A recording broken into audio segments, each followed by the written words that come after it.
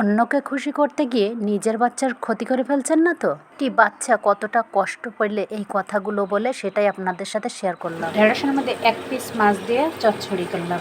এতে কিন্তু ঢেঁড়সটা খেতেও মজা লাগবে আর পুষ্টিগুণটাও ঠিক থাকবে। একদম নিরামিষ না করে মাছ দিয়ে করলাম। গ্রামের ভাষায় যেটাকে বলে বিশালের মধ্যেই এক ফোঁটা খলির ছিটা, ঠিক তাই। খোল চেনেন?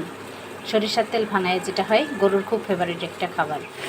আপনার বাচ্চাকে যদি অন্য বাচ্চাদের সামনে বকাবকি করেন তাহলে সেই বাচ্চাটি অনেকটা অপমান বোধ করে আর মনের ভিতরে একেবারে ছোটো হয়ে যায়। কারণ আমি আজকে এই কথাটা শেয়ার করার একটাই কারণ, সেদিন আমার সামনে একটা বাচ্চাকে তার গার্জিয়ান এমনভাবে অপমান করলো, অপদস্থ করলো, সেটা বলার মতো নয়।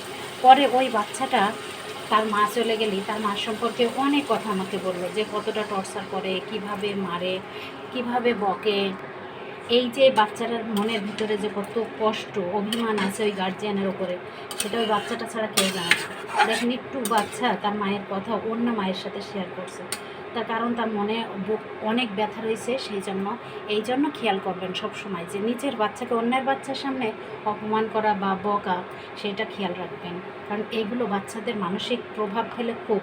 এতে কিন্তু একটা বাচ্চার মানসিকভাবে অনেক ক্ষতি হয়ে যেতে পারে। আপনি শাসন করেন আপনার ঘরের ভিতরে, কোনো বাচ্চার সামনে না, কোনো মানুষের সামনে না, কারোর কোনো কথা শুনে না। আপনি আপনার বাচ্চাকে শাসন করতেই পারেন, এটা কোনো বিষয় না, কিন্তু সেটা লিমিট রেখে। মানুষের মাঝখানে স্কুলে বসে বান্ধবীদের ভিতরে, বন্ধুবান্ধবের ভিতরে কারোর সাথে তুলনা করা, এটা একদমই উচিত নয়।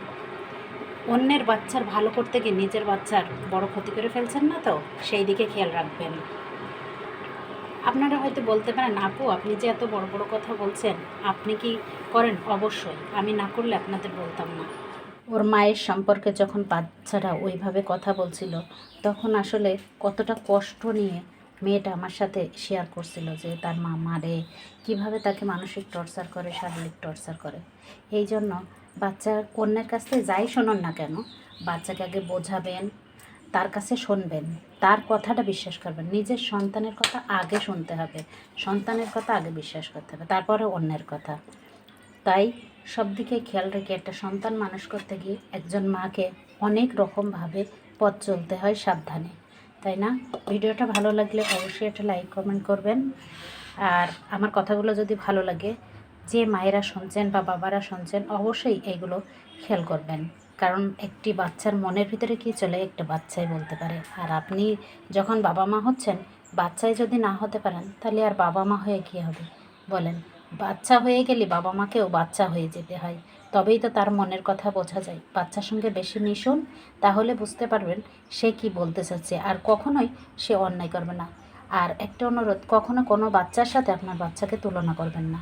এতে কিন্তু বাচ্চার মনোভাব নষ্ট হয়ে যায়, ও প্রতিনিয়তই কিন্তু আপনার মানসিক একটা টেনশনের মধ্যে থাকে, মানসিক অশান্তিতে ভোগে।